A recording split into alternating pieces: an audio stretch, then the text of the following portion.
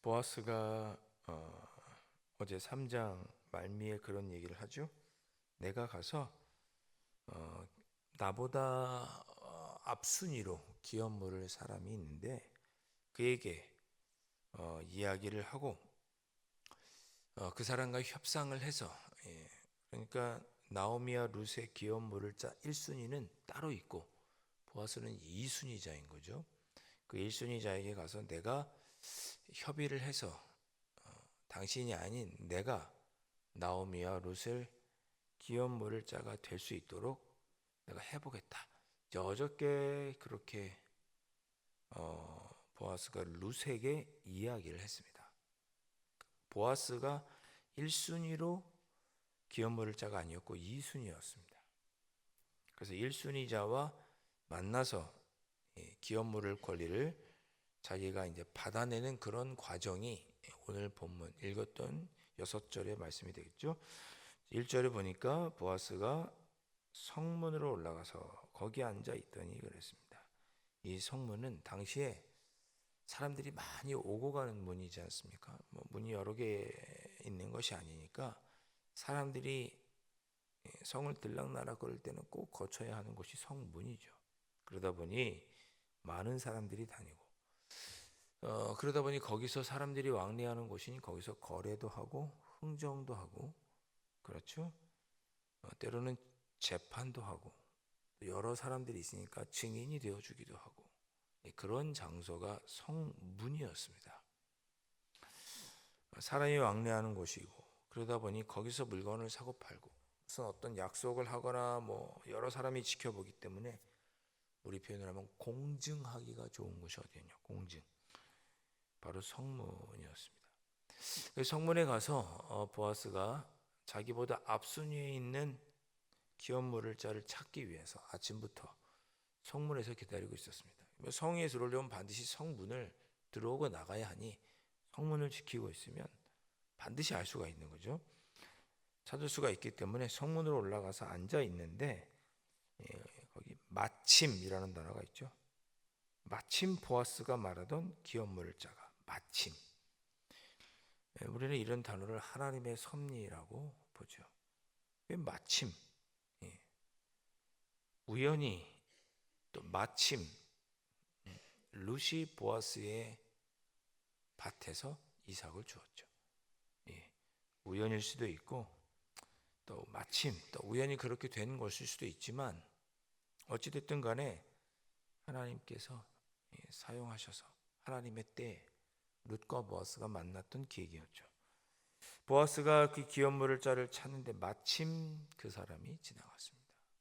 또 하나님의 섭리를 나타내는 단어죠.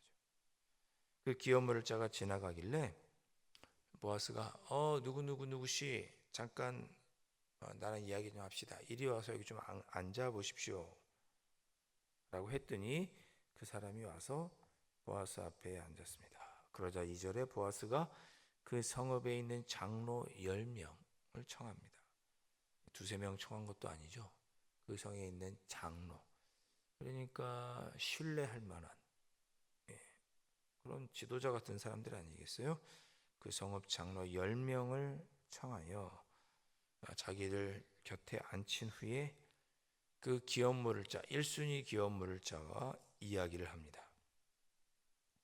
3절에 보니까 보아스가 그 기업 물을 자에게 말하되 모압 지방에서 돌아온 나옴이라는 여인이 있는데 그의 남편이 우리의 형제, 친족이란 얘기죠. 우리의 가까운 자 엘리멜렉의 소유지를 팔려고 한다.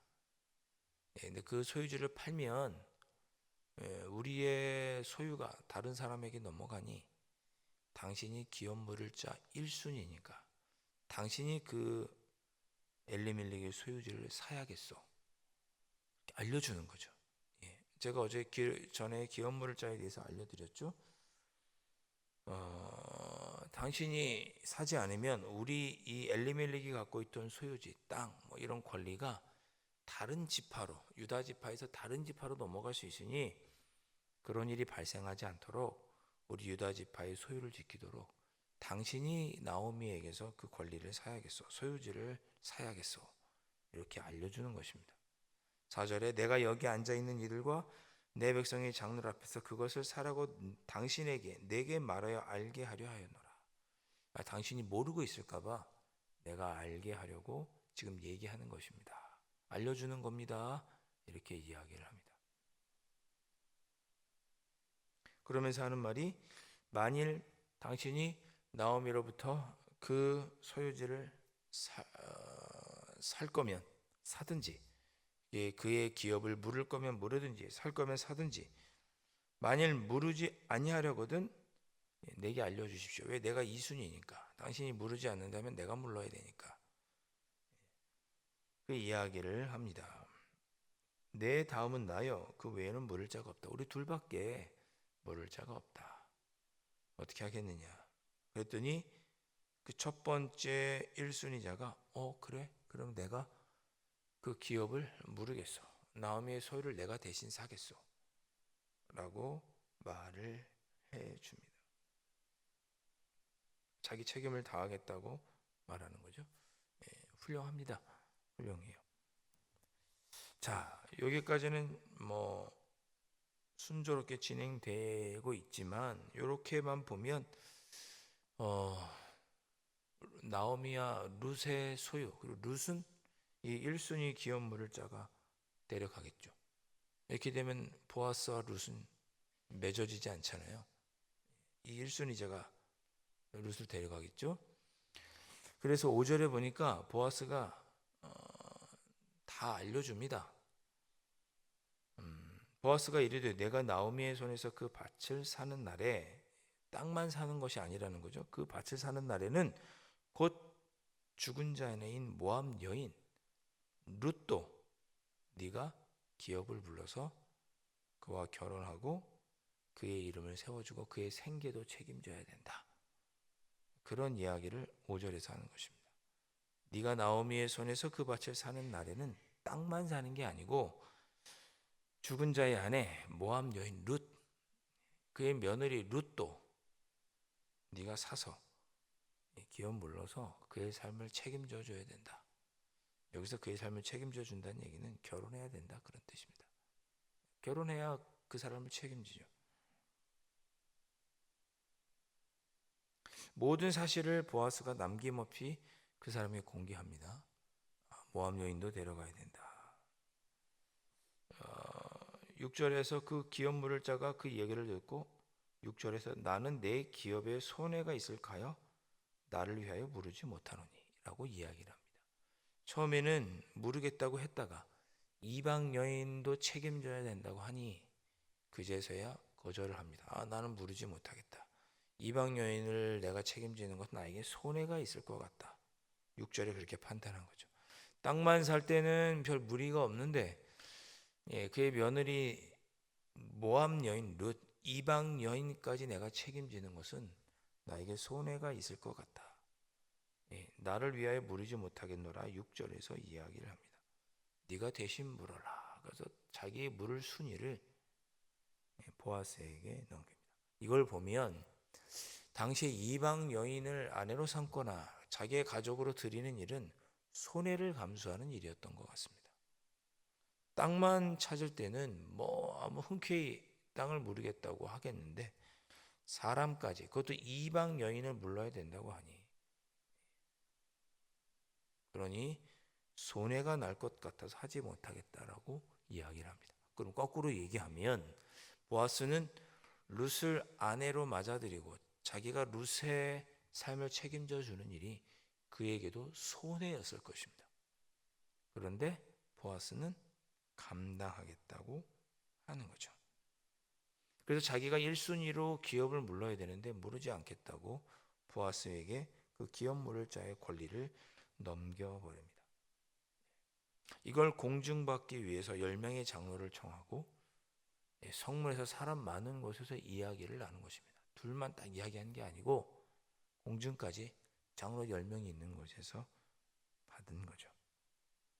나중에 말이 나오지 않도록 10명의 장로를 불러 공증까지 선 것입니다. 오늘 말씀을 가만히 생각해 보면 생각보다 기업을 물으는 일은, 특별히 이방인 여인을 아내로 맞는 일은 물질적으로, 사회적으로 손해가 있는 일이었나 봅니다. 저 사람 왜 이방 여인과 결혼했지? 왜 저렇게 행동하지, 유대인이? 왜 저런 사람을 데리고 왔지? 왜 저렇게 행동하지? 세상 사람들이 보기엔 손해보는 일이고, 세상 사람들이 보기엔 비난받을 일이고 어리석어 보이는 일인 거죠. 근데 보아스는 룻을 위해서 이제 그렇게 하는 거죠. 오늘 말씀을 우리의 삶에 한번 적용해 보시죠. 우리가 오늘 찬송도 그렇게 불렀습니다만 우리는 그리스도인이지 않습니까? 성도죠. 신자죠. 신자. 때로 우리는 우리의 신앙을 지키기 위해서 손해를 보는 일을 할 때도 있고 당할 때도 있습니다.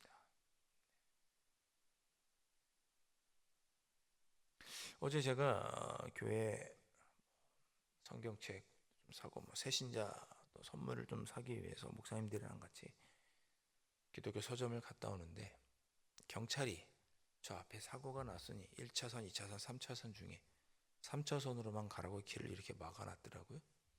그래서 목사님들이랑 같이 교회차를 타고 이렇게 가다가 3차선으로 가고 있는데 사고 현장에서 이렇게 쭉 길게 늘어서서 사고 현장을 지나가기 위해서 차가 많아서 기다리고 있었습니다.